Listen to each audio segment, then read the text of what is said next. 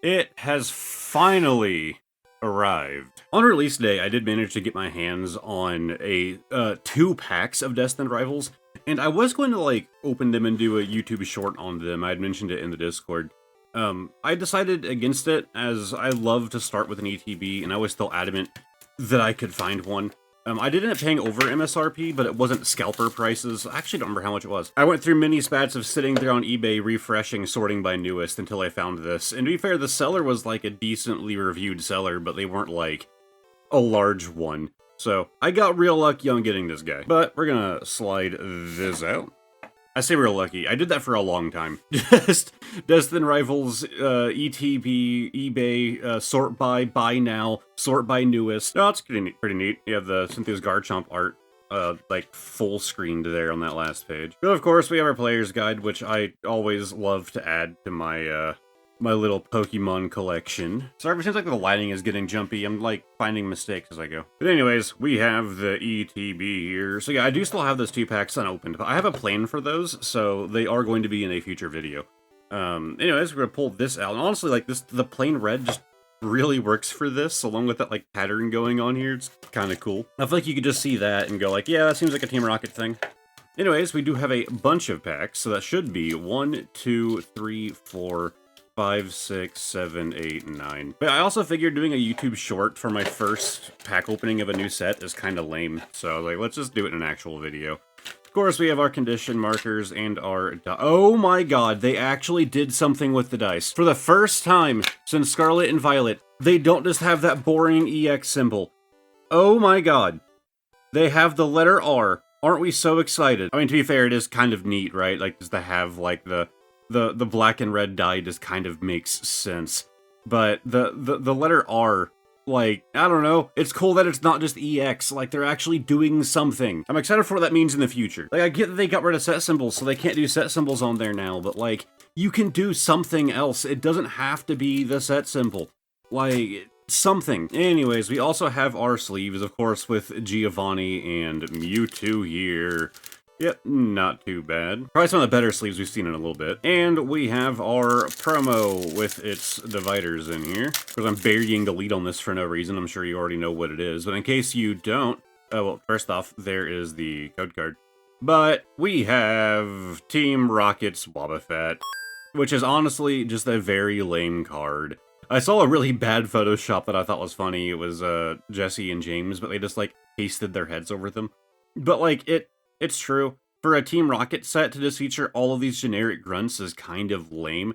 Like, where is Team Rocket, right? Like, having, like, named characters on here would have been huge. And, like, look, you literally have, like, you could have had Meowth, like, Jesse and James. Like, it's such a lame card. It's such a cool card, but such a lame card when you put it in context. As far as our dividers, it's just the Giovanni and Mewtwo again, but on the back, it's just the letter R, which, I don't know, it's kind of neat. Anyways, we are finally moving on to the packs. I'm going to take one randomly from the middle, just to see if I can't get good luck on my first pack. So what do we have? Oh, okay, we actually have, like, the grunts down here.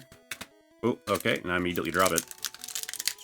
Maybe we can get some good luck on our very first pack. I have my doubts. It's not usually how things go for me.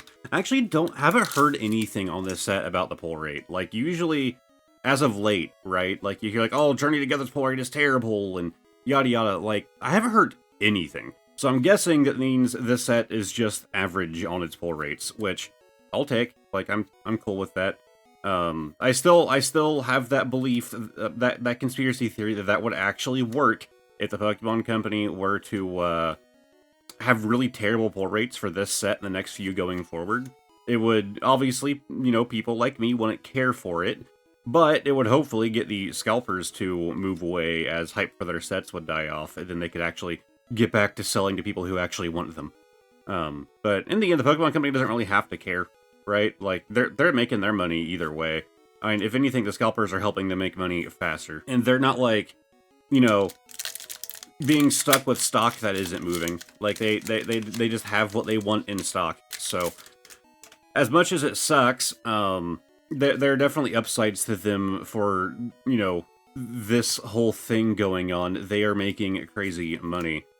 But it's still just, it's terrible. And I'm sure that they understand the the idea of business, right? Where, your fanes are being pushed out and it's being filled with people who don't actually care about your property, and that's bad for the long term. Like, it's good for now, it's real bad for the long term. We have Rotom, and, oh, I skipped one. We have Arven's Greedent. So it is good to know that we don't just have, like, Rocket or Rival, like, what's the word? Trainer-owned here. And no, I do not consider Arven a rival. Like, I feel like some people will, like, throw the term rival on just, this character was important. Like, no, like, they were important, sure, because they were a person in the story. That doesn't mean that they have to be a rival. I still dismiss the traditional idea of rivals being, like, something that you want to hate. We have the Lurantis, Team Rocket's Golbat, Team Rocket's Duttler, and Team Rocket's Zapdos. Okay, I'm happy with that holo. We pull my legendary boy. Now, owned by Team Rocket, the best villain team. Anyways, next pack, Giovanni Mewtwo. I know that's going to, like, stir some heads with me calling them the best villain team, but I feel like that's one thing that a lot of the community agrees on. I will also say, though, that Team Aqua, I just really liked their theming. Obviously, their theming is water. But, like, the character designs, right? I really enjoyed for Team Aqua, so they're really high up for me, too. I'm trying to think of other villain teams that I would really like. Like, I thought Star was pretty boring. God, what's the other? Ironic. Spikemuth's gym. And we have the Zacian. Not a bad looking holo. Sorry, we locked eyes. We have to battle now. If you want to help support the channel, you can consider becoming a channel member for $3 a month just down below, and you get access to exclusive videos hopefully every week. You also get your name read at the end of the video and sometimes extra stuff. Aside from that, you can check out my Amazon link in the description down below. Click that and I have some recommended items that you can pick up. And if you do decide to pick anything up, I get a kickback. And if you do either of those things, that means that Team Rocket won the battle. Let's get back to the video. And next pack. I'm sure for a lot of people, their favorite villain team is going to be Plasma. But I feel like a lot of that is because, obviously you can, find them as your favorite and this not be the reason. But I do think that for a lot of people, the reason is just because, like, a lot of people loving Diamond and Pearl, it was their first generation. Diamond and Pearl brought a lot of people back into Pokemon during its time. And so, where you have, like, Gen 1ers who were super nostalgic for Generation 1, you have a lot of, Diamond and Pearl fans who obsess with it because that's their nostalgia, right? Steven's Carbink, and I thought we had something. We have Marnie's Grimmsnarl EX. Again, just like a standard EX, just gets that little bump up whenever you have, like, trainer-owned for me. It just, I don't know, that's my nostalgia kicking in right there, the old trainer-owned cards. Like, that's a part of the collection that I'm still, like, trying to slowly expand on, because I realized, I don't know, the trainer-owned cards and the Delta species were, like, two of my favorite gimmicks that they did. Of course, you have, like, the e-readers and stuff. My opinion on e-readers is that the ones that actually have the dot code are cool, but all of the other ones where it's just, like, they have that weird design that kind of, like, shrinks the size of the art. I do think the card as a whole, even on those, still looks neat, like, it's unique. But not when it's, entire sets done that way. But yeah, the ones that have the actual dot matrix are cool to me, because, they actually do things, like, you can use it in the e-reader, and just the history behind it. I think I've talked about this before! Okay! Team Rocket's Nidoking EX with Giovanni in the background. It's weird that it's not just Giovanni's Nidoking EX, but I mean, it is what it is. I know I have seen photos of this card, people getting hyped for pulling it, and so now I can finally join in. Well, of course, it's, my first good pull as well. No, we did get the Grimmsnarl EX, so my second good pull, but, I'm happy with him. I assume that there's an alt-art of that, yeah?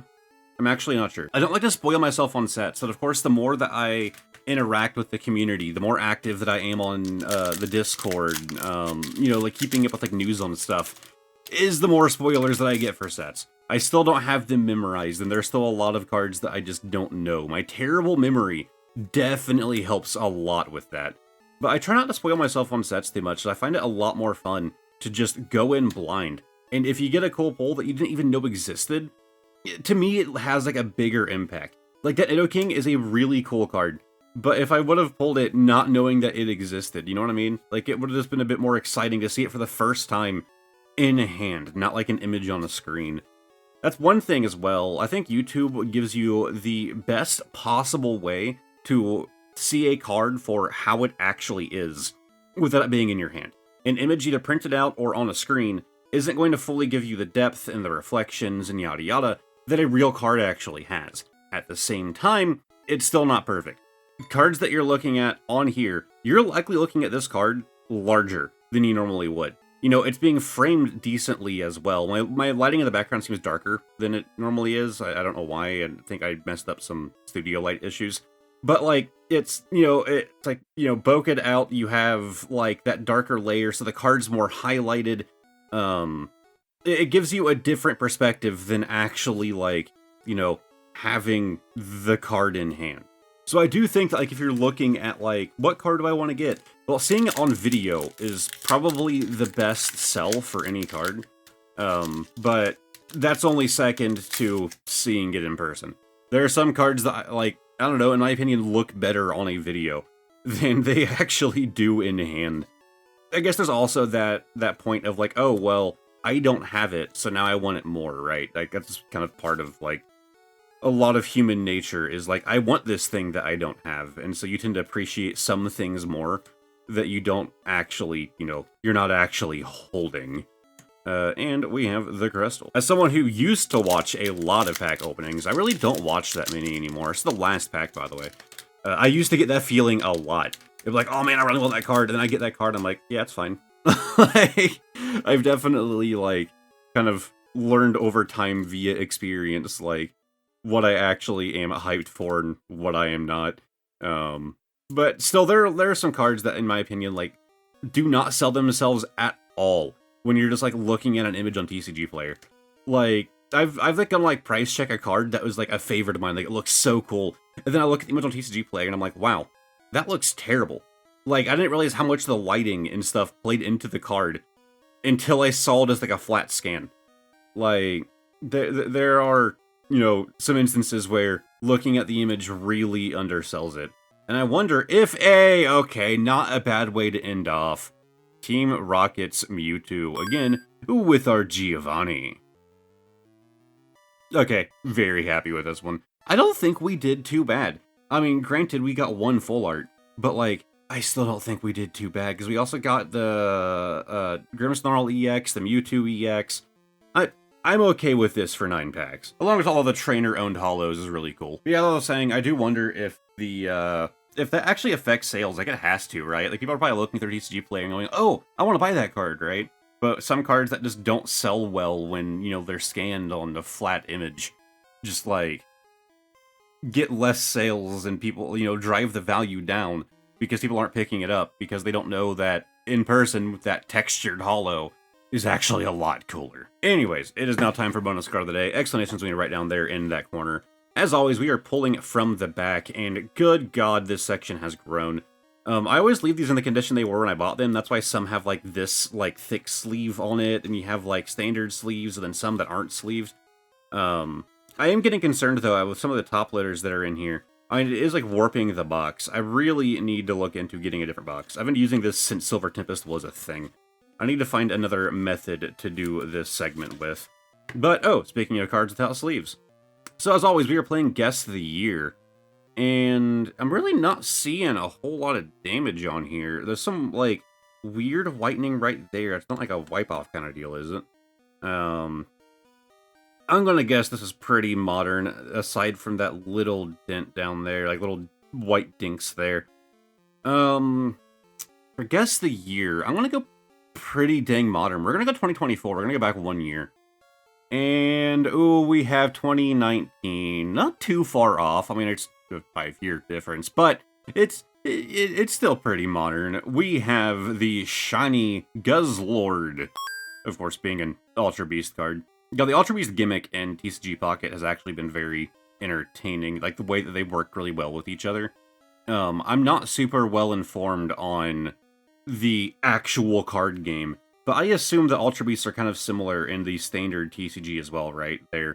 They play into each other very well. Also want to point out, I didn't know This was the Junkivore Pokemon. Just want to point out, it has the word junk in it. Oh, and speaking of Team Rocket, I guess we'll go to one of their grunts now. Yeah, I don't know. I'm looking at going to Team Plasma. I hear that they actually have a dental plan. I just get paid in white monsters. Anyways, massive shout out to my channel members. Hoarder J, Obsidian, Candace Reynolds, Mr. Nintendo, Smokey of the Sun, Andrew B, Bod, Reed, Katie Huff 21, Lana C, Air, and Kiss of Ember. If you want to check out some more content, on this side I'm going to have a link to my last ETB that I did, and on this side I'm going to have a playlist of all of my Pokemon videos if you feel like binging. Lastly, above my head is going to be a link to the community Discord if you feel like joining in. Thank you guys very much for watching, and hopefully I will see all of you next time. Goodbye for now.